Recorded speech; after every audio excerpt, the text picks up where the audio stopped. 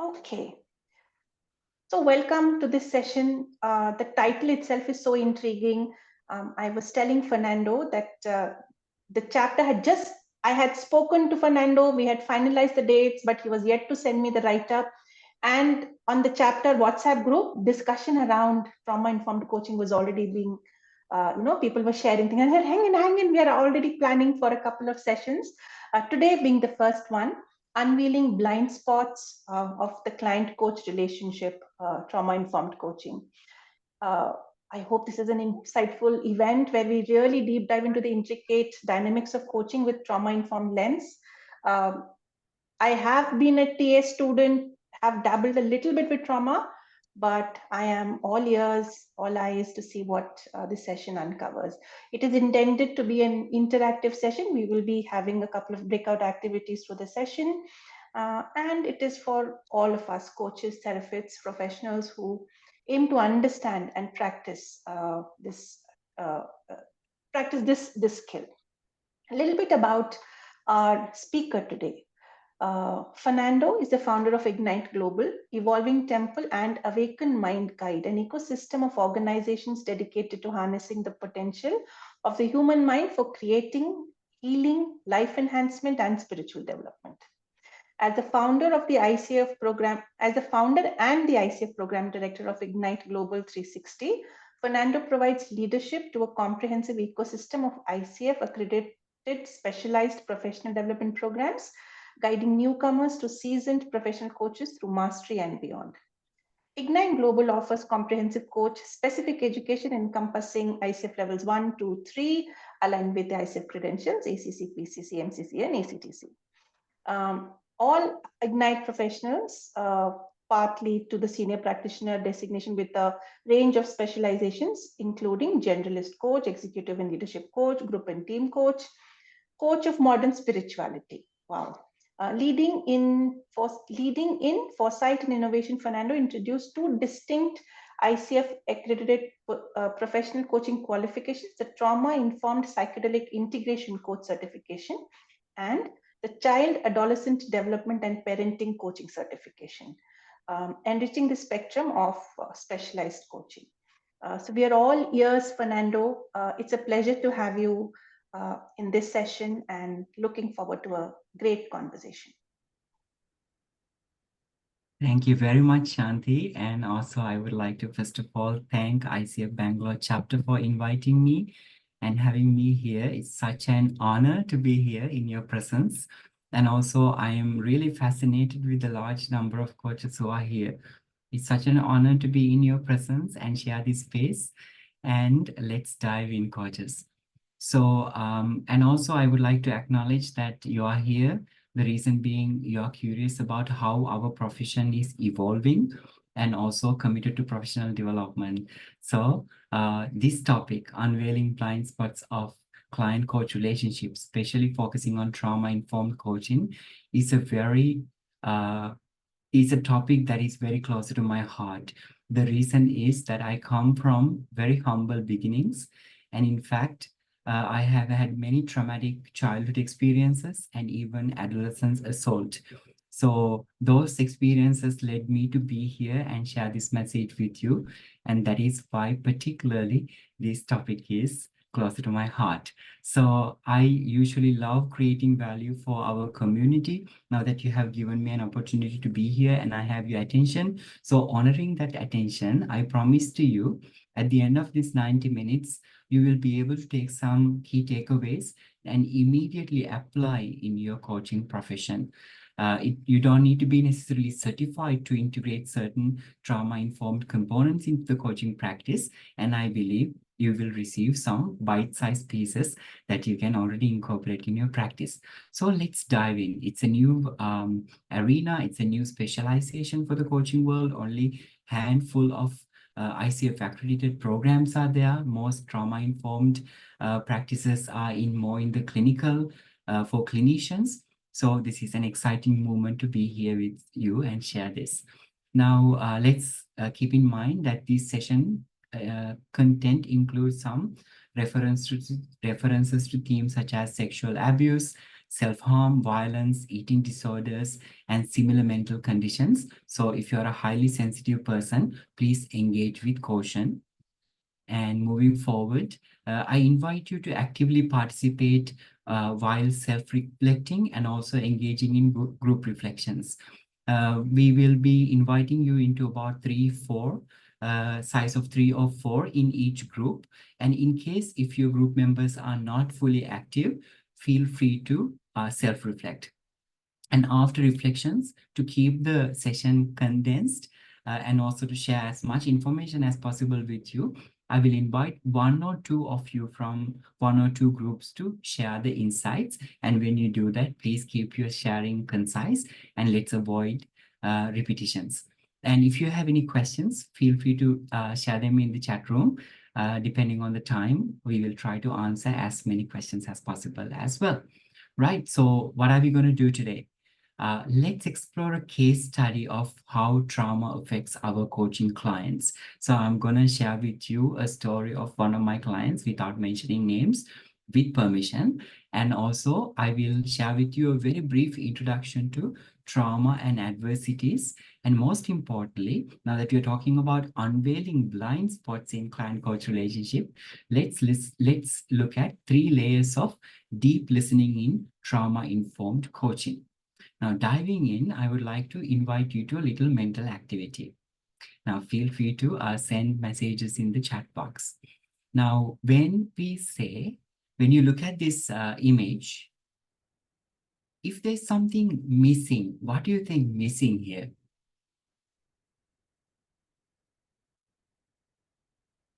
So you are reading my mind, right? So you are saying it's a fish. What kind of fish is missing?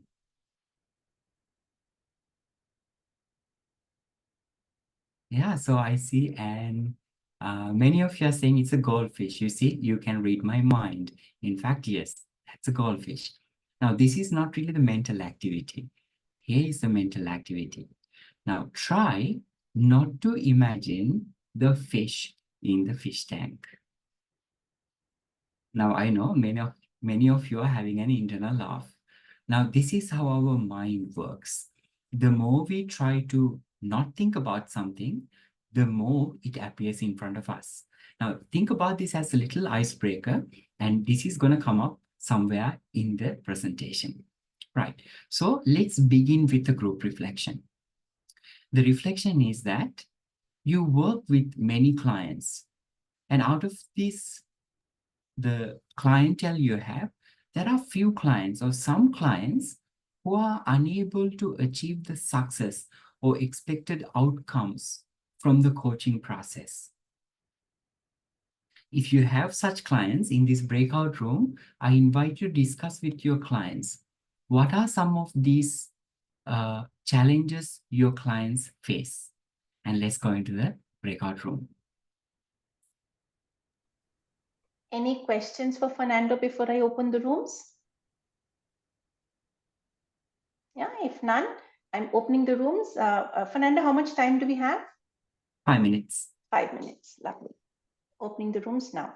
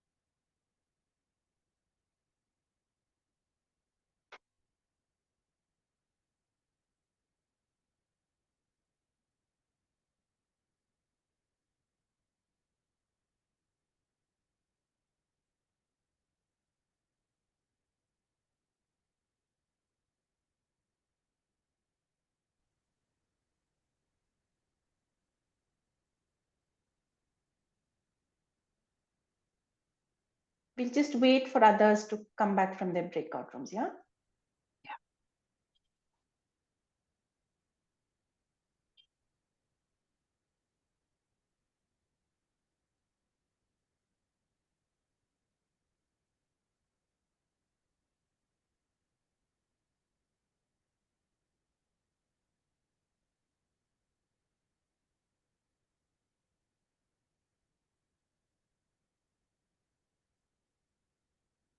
3, 2, 1. All right. All right, coaches, welcome back. And I hope you had a good conversation. Right. So we are discussing what are some of the challenges that you notice in your clients when it comes to achieving the success, outcome, or expansion that they are seeking in the coaching process. Now, we would love to hear from one or two of you as the essence of your group discussion. Please raise your hand digitally so I can call one or two of you.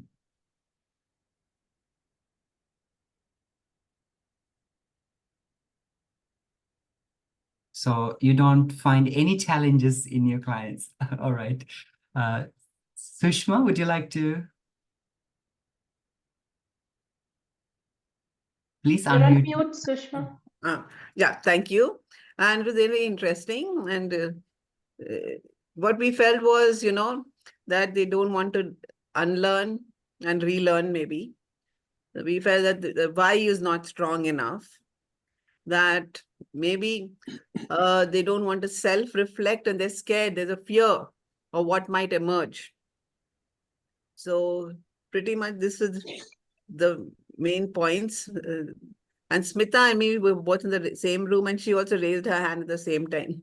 So if Smita is there, you want to add anything? I lowered my hand after you were ordered, so it's okay. Another thing was there is sometimes inaction, no follow-up action, and they just get into their routines and all the action items get forgotten, and then the desired outcomes are not achieved. So I think, and Sushma covered the rest. So thank you.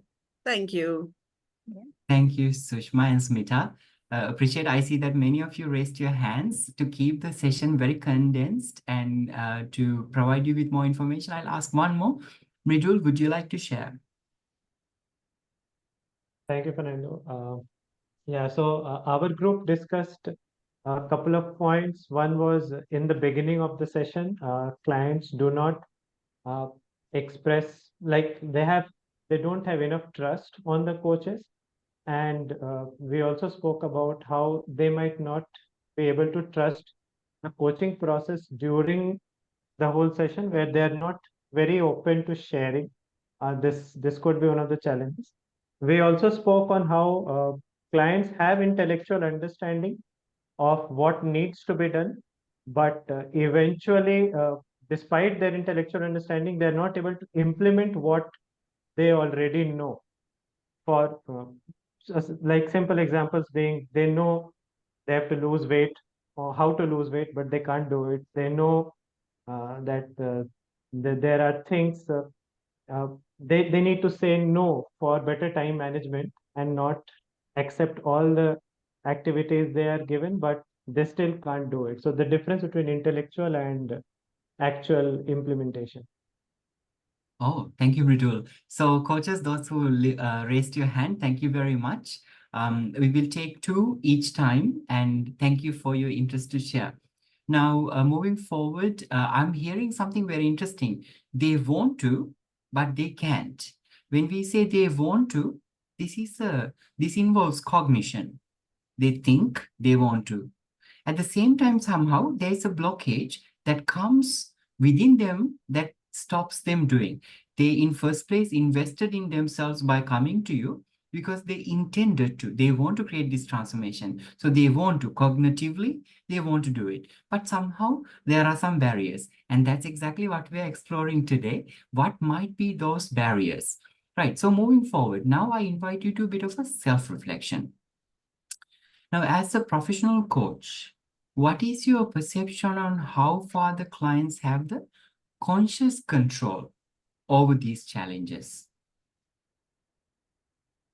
Are they able to consciously navigate this, in other words, or are they subconsciously or unconsciously hindered or controlled? Let's take a minute and reflect a little bit. Now, first, bring it into your practice. Think about your own practice, your own clients, so that makes more sense. Think about that specific person who is struggling to achieve a goal. Are they really, are they able to consciously control, or is it somehow subconscious or unconscious blockage? And with that, there's another important question we can reflect on.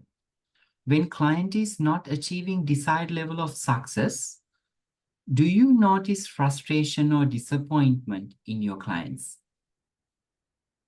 And perhaps, do you also experience frustration or disappointment? If there are thoughts, feel free to send them in the chat.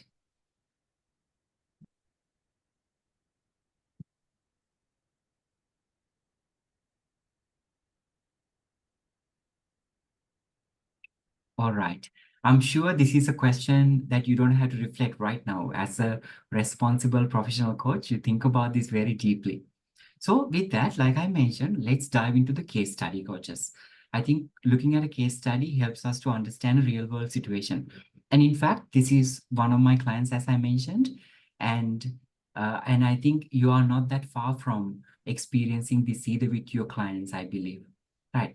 So this is Mike, senior leader in a financial organization. And when he comes to me, as we naturally ask, what is your global goal? If not, what is your expectation from the entire coaching agreement? He tells me that it's actually to increase performance. Well, of course, I know that you will not let go the client with easily like that with just one sentence. You would want to know more from the client. What is it that they are really trying to do? So you start further inquiry. So then Mike tells me that recently that he experienced a mini stroke and he was rushed to the hospital. So you would continue to ask him, so what happened next? So he tells me that there was a mini stroke and he was taken to the hospital, and he recognizes that this comes from all the behavior and habits around him. He's extremely busy. He's always making money. He's extremely stressed with work. There's a lot, never-ending amount of tasks, so that he has to depend most of the time on junk food. He also takes some recreational drugs and alcohol, smoking, so that he can get by. And he also is taking many different types of medicines. So this is his lifestyle. So there was, his ease was disturbed. His ease was disturbed. So he was brought to the doctor, and then the doctor examined him, found out that he's suffering from obesity, anxiety, depression, and related causes. And main cause seemed to be eating disorders. And so they are recognizing the reason why there is eating disorder is because of the stress that he's experiencing. And then doctor points out that stress is truly the root cause. So as usual, you know, our medical systems are usually based on symptom management, and that is also what most patients want, quick recovery. So the doctor gives medicine and bed rest.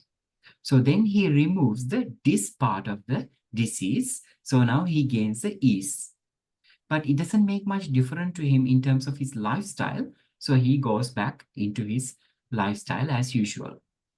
However, this is an intentional leader. So he comes to you as their coach. And then, of course, you are still not satisfied. You want to know more. So you ask, so what are some of the challenges that you're experiencing? So the client says, stress, recent procrastination, I avoid meetings and events, and also I have no drive.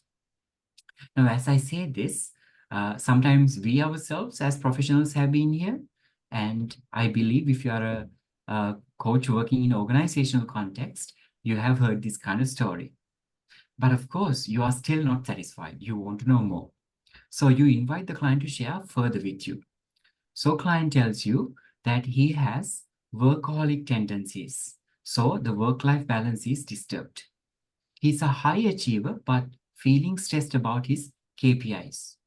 And he also says he's not satisfied with himself, his performance. So he feels that he's failing as a CFO. And he says, I know that I'm overweight, but food is my happy place.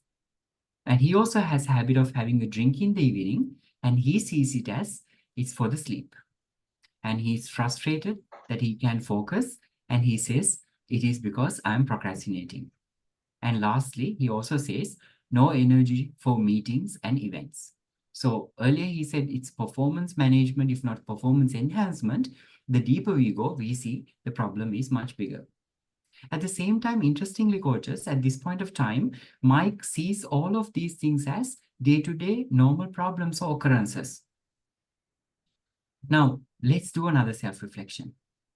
Have you worked with clients in similar situations? And what are some of the challenges you face in working with such clients?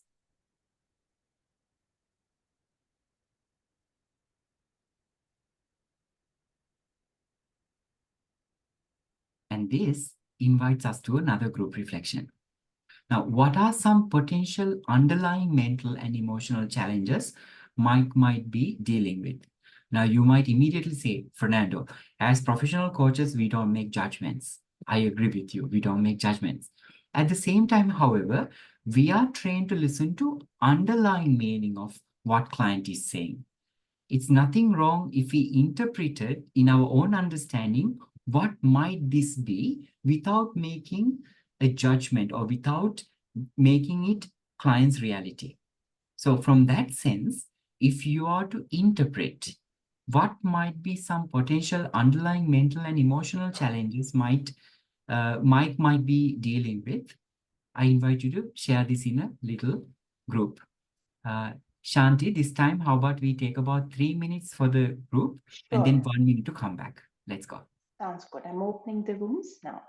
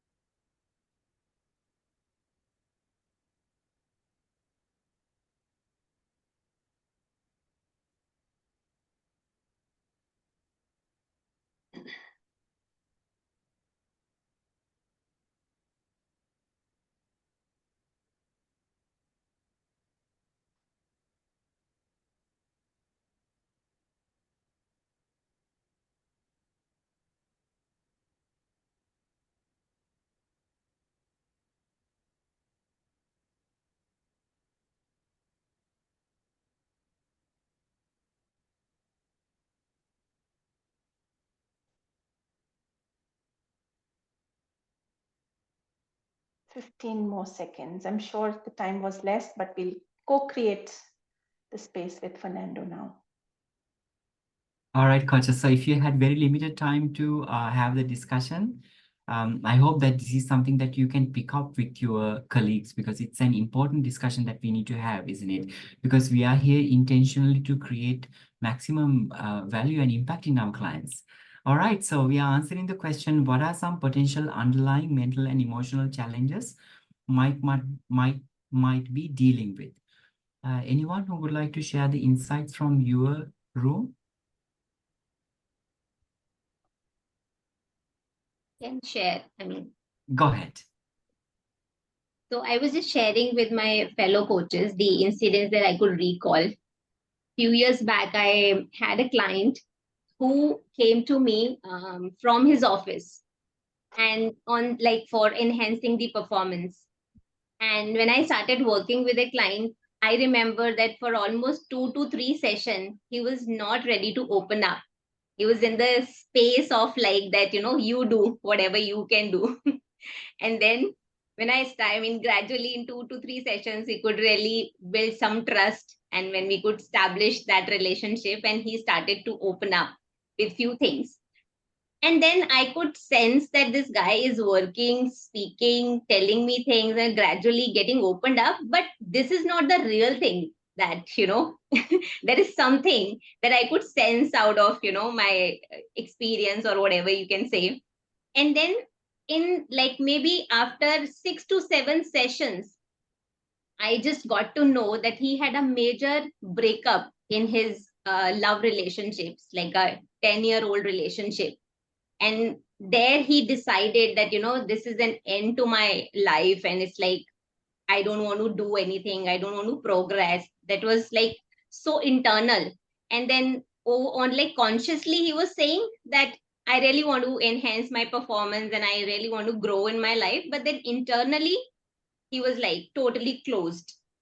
And I really could sense that, you know, he was also facing challenge, but I also had to face that challenge, that unless I mean, very purposely, I really had to initiate that, you know, conversation with his permission, that, you know, can we talk a little bit about your personal life and all, and then we could really work on that area and like got some results out of it. Thank you, Shalini. What a wonderful story. And also, we all congratulate you for the success and how you approach the client. Thank you for sharing the story. So what I heard from your story is that there are certain external things that are visible to us. And then there are also internal forces that are not immediately visible to us. Now that since you approach it very mindfully, you are able to surface them and potentially support the client in moving forward. Great. So I think you are very much resonating with the story that I'm sharing with you. That's what I'm hearing from you. So let's move forward, coaches. Now, the surface, right? It's exactly what Shalini was sharing with us. Now, as a professional coach, you don't need to be trauma-informed to recognize when the client goes through such magnitude of issues or concerns in their life, we recognize there's some acute stress, there's some potentially chronic stress, and also potentially traumatic stress. Now, this is something we don't need to be necessarily a trauma-informed coach to know. Now, moving forward, now in trauma-informed coaching, we talk about many different layers of listening, right? So we call this deep listening, and let's listen to 3 types of layers of listening beyond the surface level, what the client telling us, and how to surface them sooner. Really, really soon, like within the first session, within the second session, how do we surface them? Okay, so let's now try to interpret what the client is saying. When we become a trauma-informed coach, we learn how to interpret trauma. So when we hear the client is a workaholic, we recognize there's some imbalance of focus in other important areas of his life. And then he's not able to manage his stress. That's why he's not balanced, right? Not balanced, and he's not managing his stress well. And we are recognizing, although he's a high achiever, where there is still a feeling of inadequacy. And he also he's also preoccupied with failure. If you notice, failing as a CFO, he said, right? And then he also says that food is his good place and he's overweight. Of course, in order for one to become overweight, it's not just only the food, but he's mentioning food is my happy place. So it gives us a little indication that he is focusing on a heightened reward mechanism around food. And this we can surface more while having a discussion rather than making quick judgments. And then he also say alcohol for sleeping. That means he's being unresponsible towards his health, especially if he's having alcohol every night for sleeping. And then procrastination indicates that he's unable to maintain optimal functioning. It's very simple and straightforward. And no energy for meeting and events means that he is avoiding social situations. Now, this is something we all can easily make sense based on what client shares with us. So this is the first layer of listening to the client. Moving forward, let's try to look into the deeper listening, the layer 2. Now, in layer 2, we need to recognize what is trauma. Well, trauma has a very broad definition depending on how they occur. There are many different types of trauma, and not even all types of trauma are even documented to begin with. But just to understand what trauma is, let's look at a very simple example. Have you ever seen a friend, a person in your life or yourself might be deadly scared of something, although you rationally know that you don't have to be afraid of? For an example, in this case, this child was attacked by a dog when the child was small, and it's very normal. The child felt very scared. And then what did our brain do? Our brain has coping and safety mechanisms. So brain recognized this is a threat. So let me save this information in my brain and my nervous system and my body, even to level of my DNA, so that next time when the same problem occurs, same danger shows up, I can get myself to safety. So it's almost like your body, your brain, your nervous system love you so much. It wants to store this important information. So the next time you can get yourself to safety faster. So when the person grew up, my little boy grew up, and then while he's walking down on the road, there's someone walking a pet dog. But this person goes into a paralysis, not being able to do anything about it, and feels intense fear. Have you seen people like this? Or do you have anything like that, for an example? Now, for me, for an example, it's something to do with heights. If I'm in a height without a barrier, I can't even move my eyeballs, right? So we can relate, or we know someone who experiences this, right? And the interesting thing, coaches, is that this is an unconscious response. Now, this is something that we don't recognize. It is an unconscious response. That is why you would tell this adult, you don't have to worry about a little dog. But you understand that logically, consciously, or cognitively, but you can't necessarily take actions based on that understanding. And that's what Shalini was telling us, right? Know what to do, but not possible to execute, not possible to break it down. Right. Now, these kind of responses we call trauma responses. So trauma responses are unconscious. Now, you know trauma responses already. Now, some classic trauma responses are fight, flight, freeze, fawn. Fight is when we are constantly angry. It's very easy for us to get angry. Sometimes people say, I'm a tempered person. They even associate themselves with the fight response. Irritability, aggression, disappointment. You know, you see sometimes it's in their characteristics, it's in their core that they're easy to be irritated, easy to be aggressive. Flight response. There's anxiety in them all the time. They worry about things. They fear things, panic, sometimes serious panic attacks. And you notice that they over worry for things that they shouldn't be. Sometimes you tell them, why are you always angry? Why are you always worrying? Don't be, there's nothing to worry about. They understand it, but they can't necessarily embody it. They can't make a change. Why? Because it is unconscious. Freeze response, immobilization, disassociation, disengaging from things. Sometimes, have you seen someone, while there's a pile of work, they just binge watch series, or they just get stuck in their mobile phone and keep scrolling. Now, this is disassociation. Immobilization is when someone was sexually assaulted or raped. During that experience, they said nothing. They said nothing to the perpetrators. Later on, people blame them. Why didn't you do something? Why didn't you say something? And the person says, I don't know. I was paralyzed. Now, this is freeze response. They isolate themselves. They often experience depression, and a way of disassociation is also compulsion, compulsive behaviors. Like I said, binge watching, eating, OCD, we call it. Fawn response is when we people please. We run around, help everyone, way beyond we should be doing. And we can say no. We prioritize others instead of ourselves. And to the extent sometimes we self-harm ourselves, right? And sometimes when we go out and we help people all the time, we call this, I am that kind of person. I love helping people. But there's a difference between helping people and then overly helping people. Now, these are classic trauma responses. What's important to remember is that these are unconscious. No matter how much you tell them, it's not within their conscious control. Now, where do they come from? Now, just like the little boy seeing the dog, now, according to CDC, there are many childhood adverse experiences. Now, these are just only 10. There are so many of them. Now, neglect, emotional, physical neglect, abuse, emotional, physical, sexual abuse, household challenges like mother treated violently or mother being violent, father being violent, substance abuse in someone in the household, mental illness in the household, and parental separation or always fighting. Weekends, parents fight and go away from each other. And incarcerated household member, someone is jailed or taken to the police or something like that. These are just very limited ones. There's so many of them. So these are childhood adverse experiences.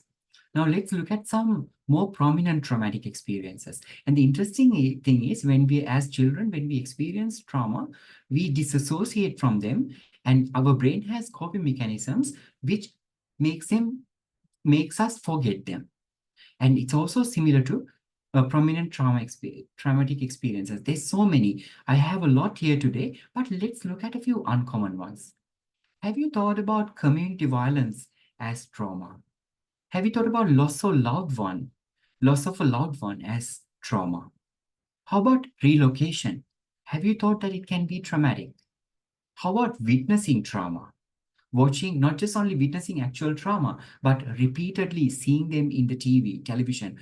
You know how much the traumatic experiences that are being shared on media, not just these days, even growing up as children, we watch a lot of TV, and even in the movies, we see a lot of trauma. How about historical trauma, multi-generational trauma? Do you know that your grandparents, your great-great-grandparents, those who fought wars, some of those trauma is passed on through their DNA to you, and you sometimes behave in a specific way. You don't even know, why am I struggling with that? I can't pinpoint to a specific reason, but it could be that it's not really yours. It's coming from one of your ancestors, for an example. We have 14 generations DNA within our body. So that means 14 people, 14, imagine the family tree, grandparents, great-great-grandparents, and going up, can be 9,000 plus people's traumatic responses in your body, and showing up depending on environmental conditions, depending on your age. So when the triggers show up, these get activated and you don't even know why. How about spiritual or religious trauma? We don't even recognize them because we are very strongly culturally conditioned. How about maternal trauma when you give birth? How about intergenerational trauma, like what we were talking about, ancestral trauma? And the list goes on. Right, now let's try to look at the second layer of listening. When someone has imbalanced focus on their important aspects of their life, that means they are disassociating some parts of their lives. So this is freeze response. Imbalanced stress management is because of the anxiety is so high that they can't necessarily manage stress to begin with. So this is the flight response. Feeling inadequacy, disappointment, they feel disappointed about themselves, fight response. Preoccupied with failure, this is over-worrying, this is flight response.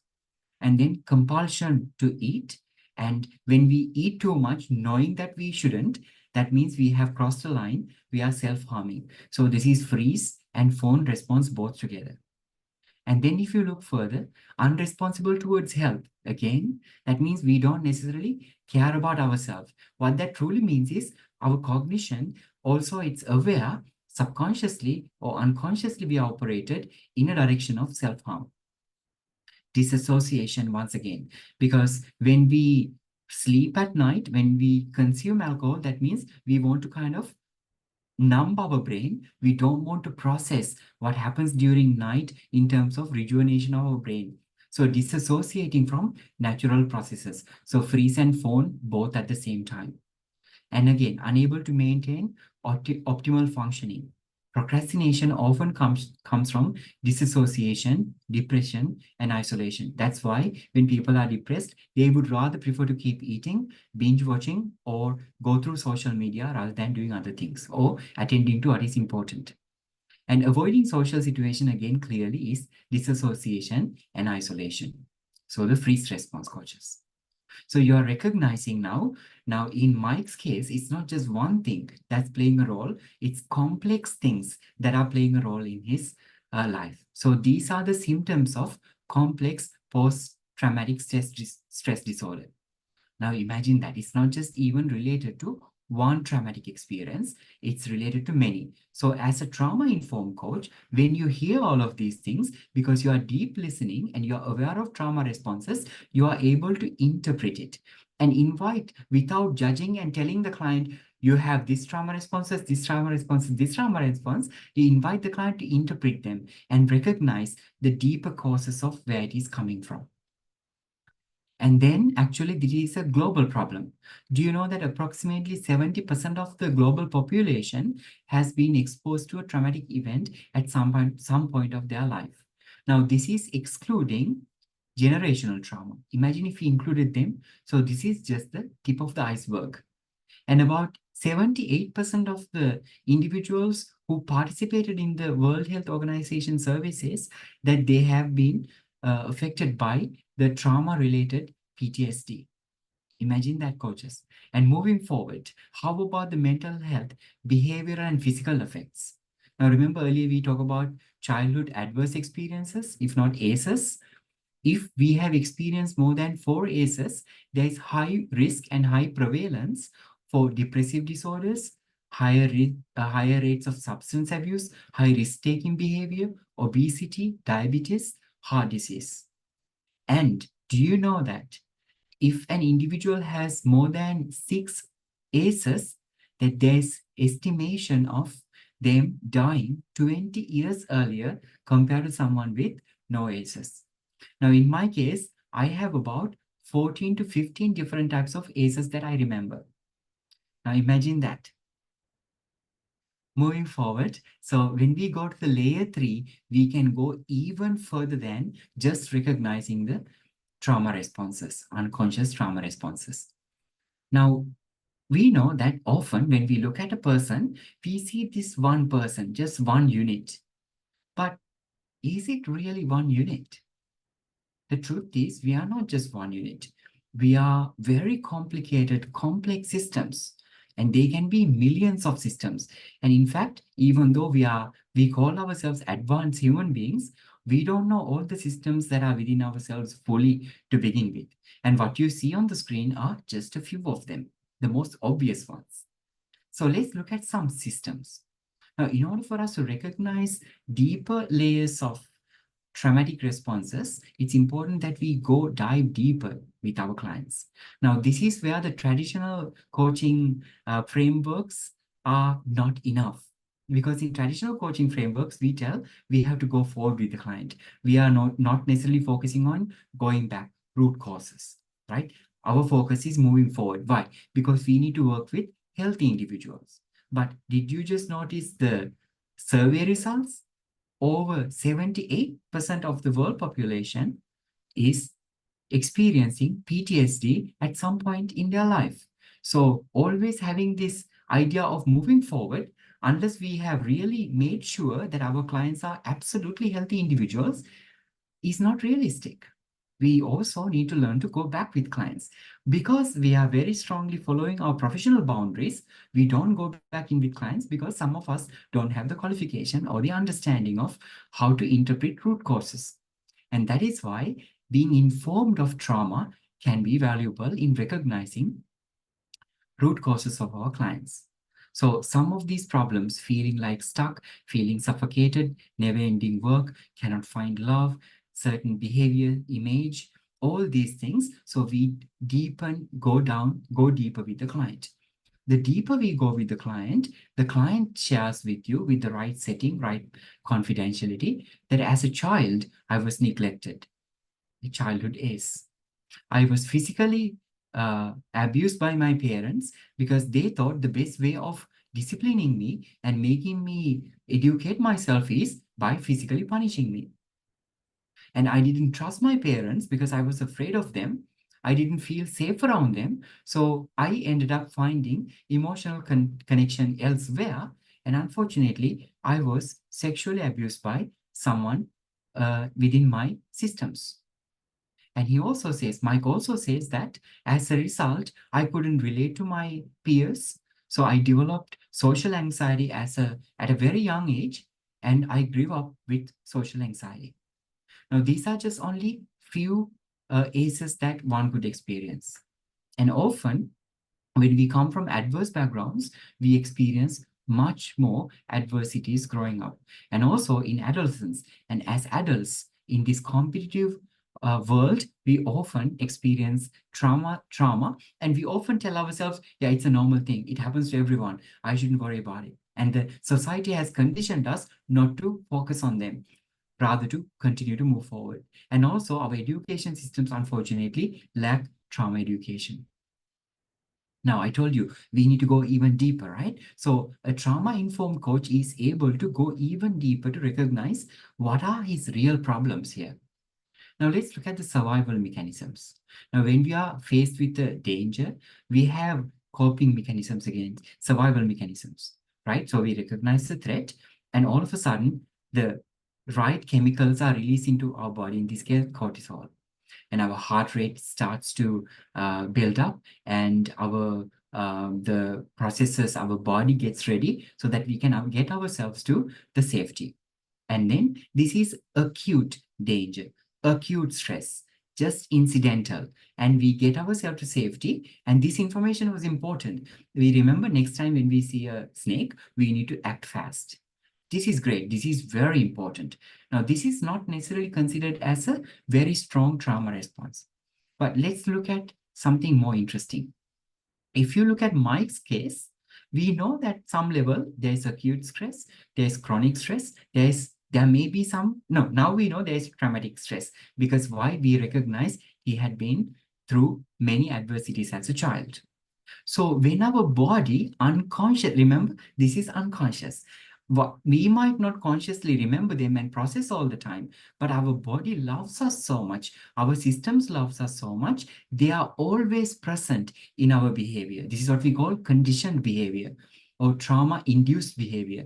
So we behave based on our trauma. So for an example, when you see two people are fighting, sometimes even it is you go to the supermarket, you go to the laundry shop, there's something wrong and you become a bit angry. And then you raise your voice, you get little tempered. And then you come home and go like, why did I do that? I shouldn't have fired up like that. That's not me. That's not my core essence. You are absolutely right. You are not that person. It's the trauma responses showing up at that injustice, because there is the fight response in you. It's uncontrollable, it's unconscious. So you got angry and you had that situation. But that's not you. So when two people are fighting, it's not the two people are fighting, it's the trauma showing up. It's trauma responding to trauma. And imagine that. And imagine the number of wars in the world. So now in Mike's situation, Mike has all of these responses controlling him, and he has no idea that it's come from his childhood because it's unconscious, right? So he thinks it's normal, right? So there's cortisol in his body all the time because trauma is acting up all the time. There's a fight and flight response, but does he do anything? No, because he thinks it's normal. We all think, oh, a little bit of stress is all right, and it's normalized. So we do nothing about it. So we don't get ourselves to safety, right? So if you look at the reality, now there is stress. That means there's cortisol in our body. That means it's asking us, it's begging us to get ourselves to safety. But what do? Nothing, because we have normalized it. So there is no safety, right? So when there is no safety, our body is begging even harder. So it releases even more cortisol asking us to get ourselves to safety. But we live in an interesting time. Although human civilization has developed so fast, our bodies have not evolved yet in that same speed. What I mean by that is, if you just go out of your home, it's very easy for you to find food. If not, you just open the fridge, there's enough food. But the reality is, we didn't have food that easily if we look back 50 years or 100 years. At some point, we were hunter-gatherers, which means when we had food, we had to stock it up. And still, a lot of animals do this. Like for an example, bears, they can hibernate with the food that they have in their body as fat cells, and it breaks down during the hibernation. And in fact, human beings are also capable of doing this. So in our body, the more food we take, it thinks, okay, I might need to save this food. I might not get food for another week, another 2 weeks. These are biological mechanisms. So what do? We store that body fat in ourselves so that we can reuse it at a later time. So now how does this act up in Mike? Very much like the fishbowl. The brain doesn't understand danger. Sorry, our systems, our unconscious mind, subconscious mind doesn't understand the danger the same way our conscious mind understands it.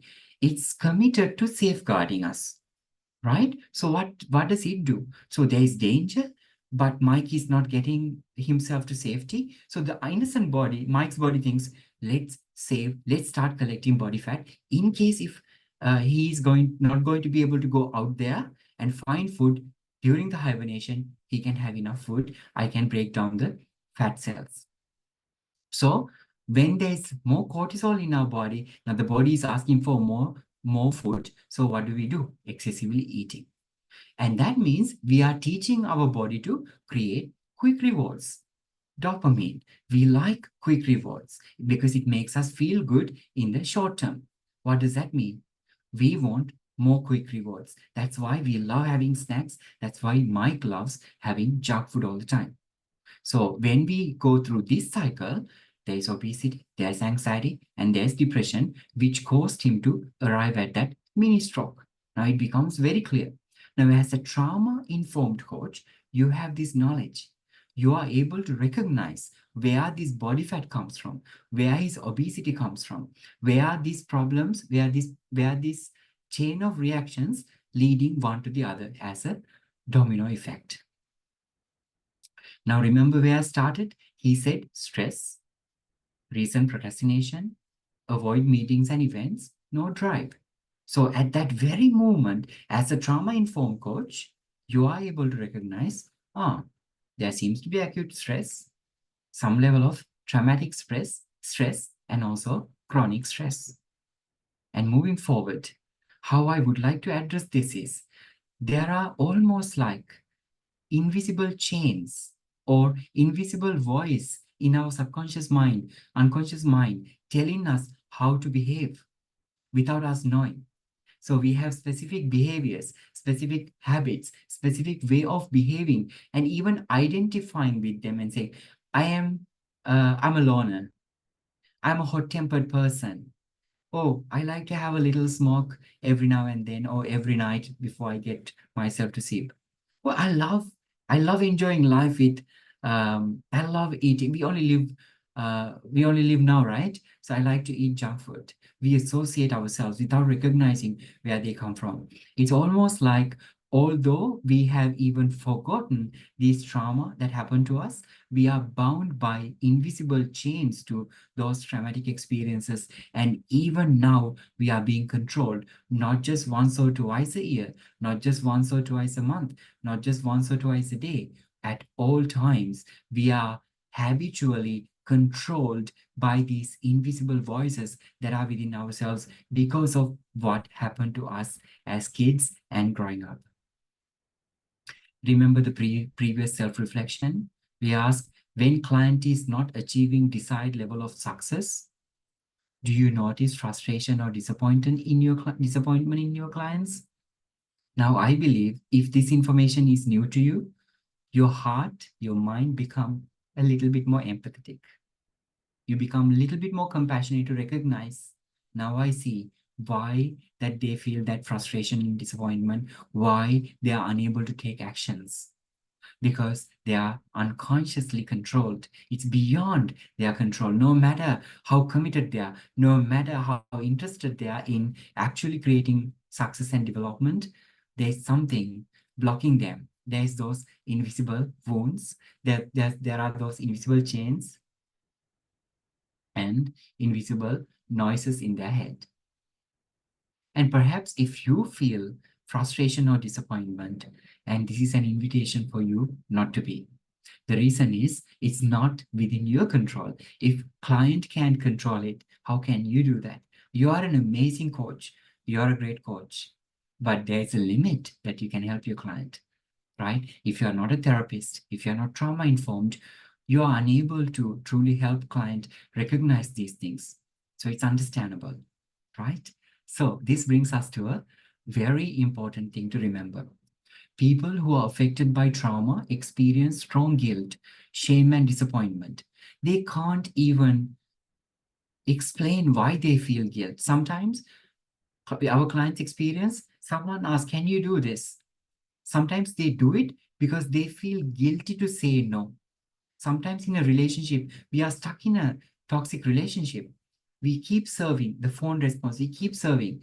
And if we said no, and if we put ourselves first, we feel guilty. And then if we said no, we feel shame. Why did I do this to my partner? We find ourselves being disappointed. It's because it's unconscious. We can't control it. So this is how your clients feel when they come to your coaching sessions without having achieved the success or the undertaking homework actions they undertook, right? And interestingly, you as a professional coach, you are committed to their process. And we know as coaching competency, we like to gently challenge our clients. With nurturing care, we'd like to challenge our clients. We'd like to provide feedback to our client. We'd like to encourage our clients. You can say, you can do it. I believe in you. But can client believe in themselves? They cannot. So they go in this cycle of trying hard, try again, but they fail. And this is counterproductive to the client. So that means we are now re-traumatizing the client. And it inflicts more harm to the client than actually helping the client. So you are recognizing if 78% of the people in the world, according to WHO, are identified with PTSD, trauma responses, trauma symptoms, right? When we try to cheerlead our clients and challenge them to success, we might be doing harm to them. So it's a very fine line when we challenge, when we support our clients in a way towards helping them to move forward and helping them to go from where they are to the future. So I would say it a little bit like this. If you are tasked with revitalizing a tree that is dying, you would first think, okay, to revitalize a dying tree, I need to water it. I need to bring fertilizer into it. I need to make sure it gets enough sunlight so that it can thrive. So you do all of that, like what you do with your clients. And then a little while, you go like, why is this tree not really thriving? Then you go like, wait a second. There might be something wrong with the roots. Let me look into the roots. So you dig a hole and you check the roots and you find out the roots are rotten or there are pests. Then you recognize, oh, it's not about the sunlight or water. It's actually about the root pests or the malfunctioning of the roots. So now you work with the roots first. When you rejuvenate the roots, the tree starts to vitalize itself. So then we recognize that just like a tree, when we want to revitalize our clients, help them to move forward in their life with success, sometimes it's not just about coming up with actions. It's not about coming up with deeper reflections, having amazing aha moments, and afterwards coming up with a very powerful set of actions and accountability. It's not enough. Why? Because everything I said, right? Reflection, coming up with actions, trying to execute them with a plan of action and accountability are also all cognitive. They are all in the thinking brain, the cerebral cortex, the cortex that's outside. But how about the subcortical brain, the inner part of our brain? And that is truly who we are. That's what makes us control us. That's what is who we are deeply, that's how we are deeply controlled. So then what we really need to do is enabling the client to recognize that so that the client is able to work with their root causes and then moving forward. Of course, as a trauma-informed coach, you will not be able to provide therapy, but you will be surprised, coaches. There are so many therapeutic modalities that you as a coach can use with healthy clients or clients who are not diagnosed with a specific mental condition. There are so many of them, right? So if you have the right knowledge as a trauma-informed coach, there's a possibility that you can go deeper with your clients. Of course, at the same time, you might have a very strong screening process. At the very beginning, you screen the client, you recognize the trauma responses, and you tell the client, hey, I'm noticing trauma responses in you, so I'm not able to undertake you. So you need to either go to a therapist, psychologist, psychiatrist, or to a trauma-informed coach. I only work with healthy individuals. So maybe that's your undertaking. Now, that's completely a different story. Right? All right. So with that, I would like us to go to another group reflection. So based on what you already knew, and maybe certain things that you restated, and maybe some new information that you heard today, what are your insights and key takeaways? And I think we have some good time. How about we take about 6 minutes of a breakout session? Sure.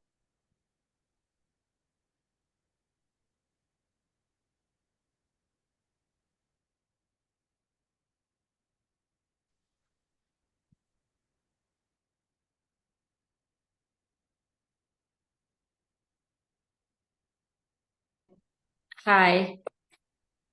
Hello. Let me turn on. Okay, there are several people who weren't assigned. I'm assigning them now. Oh, sure.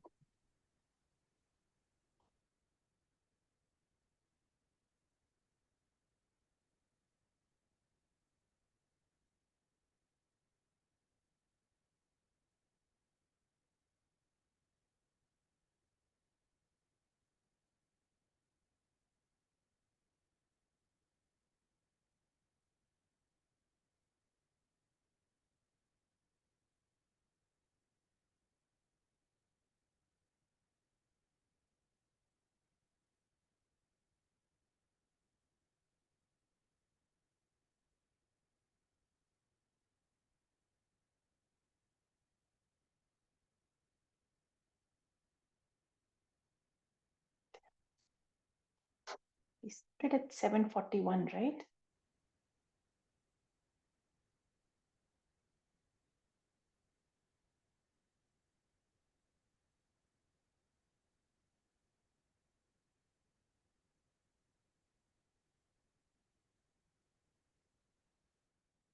All right, coaches, so welcome back. I hope you had some great insights sharing, and I'm dying to know your insights. So I look forward to hearing from some of you before we end the session. And so what we will do is let's do a few due diligence, and then we will be able to invite you to share as many insights as possible. So there was a question in the chat room, which is this similar to amygdala hijack? Absolutely accurate. Now, if you were to debrief that a little bit, what is happening is that when there's a strong trigger, now when we want to get ourselves to safety, what happens is we need to either fight or flight initially. So in order for us to do that, what happens? All the attention goes into the amygdala. When amygdala is very strongly activated, that means it receives all the blood flow and it's hyperactivated in a way that our prefrontal cortex is unable to make the rational thinking, is unable to do the social cognition, use the social cognition, which means that's what we mean by sometimes a panic attack. Sometimes when we stand up to speak, all of a sudden we get a panic attack, or sometimes road rage. You're on the road, someone does something, and all of a sudden it hijacks our amygdala and we behave in an irrational way. Like when you have experienced a panic attack, you can come back and say, why did I behave like? There's no reason. There's nothing to be afraid of. Because it's an unconscious response that's happening in your brain. Your amygdala got hijacked, if not got all the attention, the blood flew into it, so that our prefrontal cortex was not clear. I would like to actually extend this a little bit more, just to help you understand how serious this can be in prolonged or in the prolonged abuse. Now, let's say if we as a child grew up in an environment where there was someone who was either emotionally neglecting us, physically abusing us, or sexually abusing person, you notice that what happened in the jungle with the snake. Once you saw the snake, amygdala received that that signal. So amygdala decided to get ourselves out of jungle. Now, out of that danger. So that would mean our heart rate increased, our temperature, motor control, all of them optimized, so we can get ourselves quickly out of that danger. Now imagine, what if the snake is showing up all the time? The person who is sexually abusing the child is always in the environment. That means the child is feeling that fight and flight response all the time. That would mean the child start building the early childhood anxiety from that very young age. The reason being, the fight and flight is always activated. Now we talk about the heart problems, obesity problems as we are abused as kids, and then later on we develop this kind of certain ways of being, right? This is because our body is now got used to it over a long period of time being around this specific threat and the danger. Now you are then recognizing earlier when we said, if someone has experienced more than 6 adverse childhood experiences, ACEs, their life time could be reduced in 20 years. Does that make sense now? Because their amygdala was firing all the time, and that affected their heart, that affected their body in the long run, so that they were not able to truly prolong their life as a healthy individual. And also, just to add one more thing to it, imagine now when our amygdala is firing all the time, what happens in the other parts of the brain? Let's think about hippocampus for an example, which is responsible for learning, memory forming, and developing right emotions. Now, when our amygdala is always firing because the perpetrator is around us, the body focuses more on the amygdala function rather than the hippocampus function, which means not enough blood will go into the hippocampus. That means we will identify ourselves with difficult to remember, difficult to study, difficult to form right type of emotions. And imagine growing up in the long run with the same situation. So that's when we think that we are stupid or we have learning disabilities. But the truth is we lived in an adverse environment with the perpetrator always firing our amygdala so that we couldn't truly grow. And in fact, this is neurological, which means when you don't receive enough attention and enough amount of blood into your hippocampus, it doesn't grow to the actual size an adult should have it.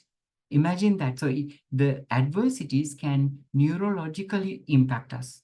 So that is the seriousness of adversities and trauma. And when you become a trauma-informed coach, you learn all of this deep knowledge so that you can work with your clients. All right, coaches. So I hope I answered that question and provided you a few more insights.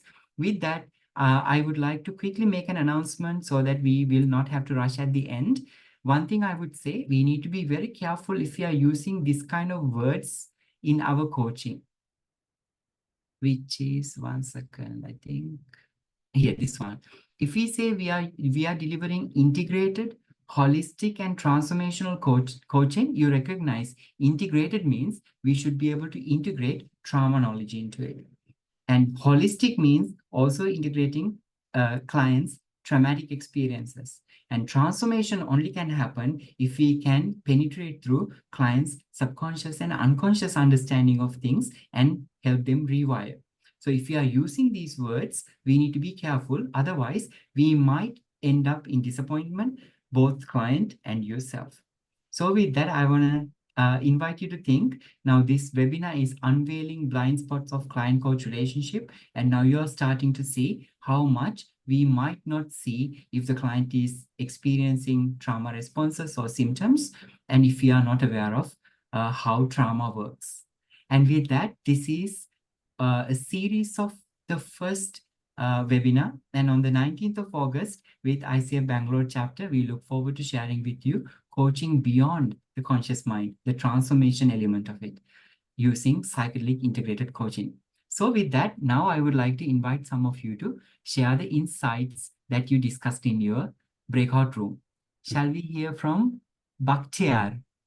Yes, Fernando. Let me, first of all, thank you very, very much for such a fantastic presentation, including your explanations and the amount of knowledge and information packed in the short webinar, and the imagery, very nicely presented. Thank you. Added so much to my knowledge, I can say for myself. And, you know, the trauma at various levels, as you described, can show up in so many different ways. And it is up to us as coaches to try to unravel what is inside. And the success, of course, will depend on so many factors. But thank you very much once again. Thank you, Bakhtiar. Kenneth, would you like to go next? Surely. Thanks, Fernando. It was a lovely session. I think one of the key insights that came out, and I was discussing it with my breakout room buddy as well, with him, about the fact that in our initial contracting conversations that we have with clients, sort of follow through on the ICF diktat, right? To differentiate for them what coaching is and how it's different from training, consulting, and counseling. And when I now look back at it through this lens, it allows me to understand how it could impact the client's comfort to be able to share a trauma of this kind. If there is something that's holding them back, that zero session conversation that we had saying that, okay, anything about your past is, you need to speak to a counselor, you need to speak to a therapist, and it shouldn't really be something that you bring into a coaching session, could actually impact them in bringing that forward, even though it might be affecting their ability to move forward on their coaching objectives. It might be impacting the way they see themselves or they see their objective itself. So I think what I've learned is definitely need to have a more sensitive approach to how I talk about what coaching is and what we cover within its scope, and give an open space for the client to be able to talk holistically about themselves, rather than just saying that, okay, you're only the sum total of your objectives that you want to work on. Thank you, Kenneth. Your insights are very inspiring, and I'm so very glad that you are embodying some of these insights into your practice immediately. And that's what I was hoping, and I'm glad to see that it's happening. Thank you. Thank you so much. Thank you. Can I share, please? Shalini, over to you. Yeah. So first of all, thank you so much. Whatever you've shared today, I can relate to, or I should say resonate to each and every word that you said. But I've been always thinking like this since I've been practicing coaching for almost a decade, that we almost say that we are coaches, we have nothing to do with your past, and it's all a job of a therapist and all of that. I mean, I think thanks to some NLP training that I had, and I know about these conscious and subconscious, and I, in a tricky way, I ask my clients, so would you like to tell me something else? I mean, something happened before.